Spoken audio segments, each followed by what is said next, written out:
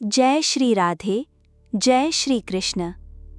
मित्रों, आज हम प्रवेश करेंगे उस शाश्वत प्रेम के लीला क्षेत्र में जहां आत्मा और ईश्वर एक नृत्य में, एक अनंत आह्वान में मिले थे। रास लीला। रात उतर चुकी है वृंदावन की धरती पर।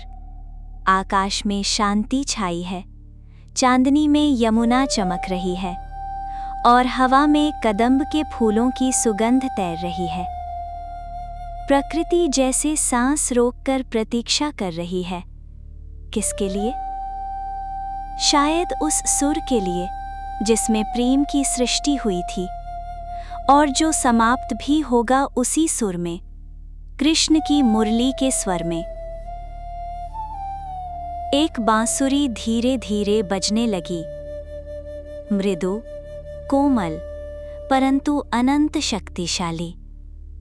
वो स्वर बहने लगा वृंदावन की हर गोपी के हृदय में, जैसे कोई अंतर से फुसफुसा रहा हो, आओ, आओ मेरी ओर।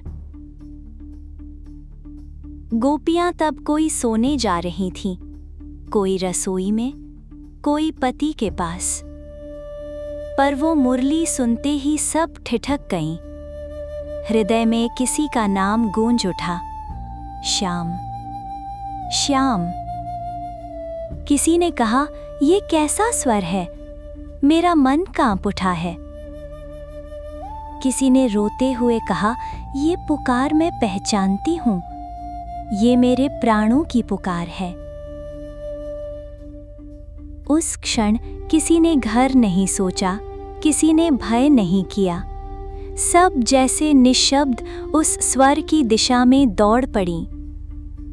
किसी ने सिर पर आंचल लिया, किसी ने नहीं। किसी ने पैरों में आलता नहीं लगाया, किसी ने घुंघरू बांधकर दौड़ लगाई। क्योंकि तब तर्क, भय, समाज सब मौन हो चुके थे। मित्रों, यही आत्मा की पुकार है। जब ईश्वर पुकारते हैं, तब संसार की दीवारें टूट जाती हैं और आत्मा दौड़ पड़ती है। प्रिय गोपियों, तुम मेरे स्वर को सुनकर आई हो। ये स्वर संसार का नहीं, ये प्रेम का स्वर है। आज मैं तुम्हारे हृदय से सारे भेद मिटा दूंगा। गोपियां बोली, प्रभु, हम आई हैं आपको पाने। हम शरीर से नहीं, आत्मा के पथ पर चली हैं। हमारी एक ही अभिलाषा है, आपसे मिलन। कृष्ण मुस्कुराए और बोले, मैं तो सदा तुम्हारे साथ हूँ। तुमने सुन लिया इसलिए आ गई। आज इस रात तुम साक्षात मिलन देखोगी। चांद और उज्जवल हो उठा, यमुना का जल थम गया और धरती पर नीला प्रकाश फैल गया।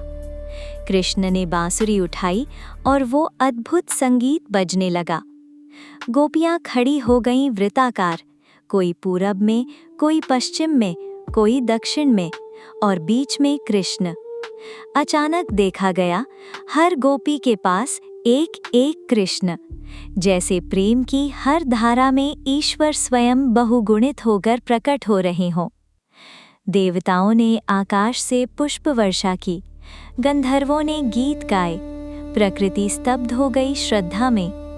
वो दृश्य देखकर लगता है ईश्वर और आत्मा एक नृत्य में एक हो गए हैं। मित्रों, ये रास लीला कोई देहधर्मी नृत्य नहीं है, ये आत्मा का नृत्य है, जहाँ प्रेम ही एकमात्र सत्य है। हर गोपी एक आत्मा है जो संसार की माया तोड़कर परमात्मा तक पहुँची है, और कृष्ण वो शाश्वत सत्ता है जो हर आत्मा से एकत्व स्थापित करते हैं। जब आत्मा कहती है, मैं तुम्हारी हूँ, तभी ईश्वर कहते हैं, तुम ही मैं हूँ। गोपियाँ तब कृष्ण से पूछती हैं, प्रभु, आप तो सर्वत्र हैं, फिर आज हमारे साथ क्यों खड़े हैं? कृष्ण मुस्कुराकर बोले, क्योंकि अब तुम बाहर नहीं खोज रही, तुम भीतर खोज रही हो। तुम प्रेम में विलीन हो, इसलिए मैं दृश्य हूँ। उनकी आंखों में आंसू, पर वो आंसू दुख के नहीं, वो आनंद के आंसू हैं, जहां आत्मा ने अपने स्रोत को पा लिया है। कृष्ण बोले, अब तुम मेरा अंश बन चुकी हो। ये मिलन बाहरी नहीं, आंतरिक है। जब भी तुम मुझे स्मरण करोगी, मैं तुम्हारे हृदय में रहूंगा।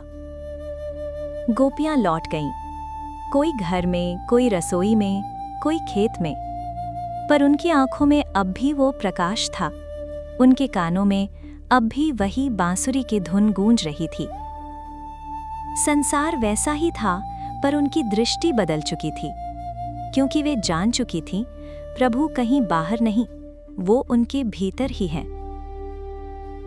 आज के युग में जहां प्रेम सौदा बन गया है, विश्वास लाभ हानि का, वहां रास लीला का संदेश हमें जागृत करता है।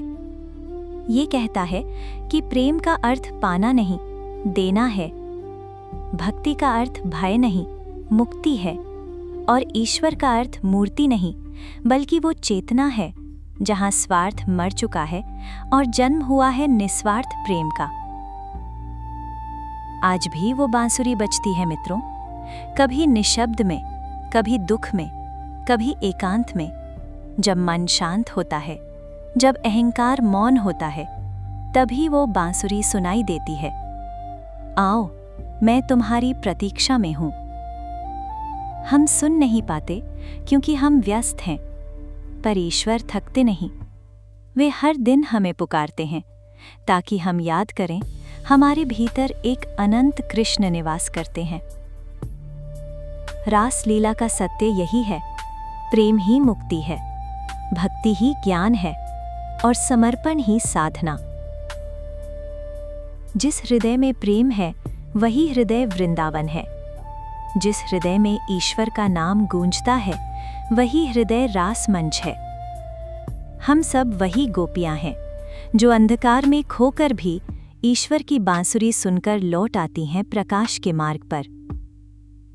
प्रेम ही ईश्वर की भाषा है और रास लीला उस भाषा का नृत्य, जहां आत्मा और ईश्वर एक हो जाते हैं अनंत में। तो मित्रों, आज की ये भक्ति कथा यहीं समाप्त होती है। यदि ये कथा आपको अच्छी लगी हो तो कृपया इसे लाइक और शेयर कर प्रभु कथा के प्रसार का पुण्य अर्जित करें। और जो चैनल पर नए हैं, वे सब्सक्राइब कर और बेल आइकन दबाकर जुड़े रहें। जल्द मिलेंगे एक और भक्तिमय वीडियो में। तब तक स्वस्थ रहें, प्रसन्न रहें। जय श्री राधे, जय श्री कृष्ण।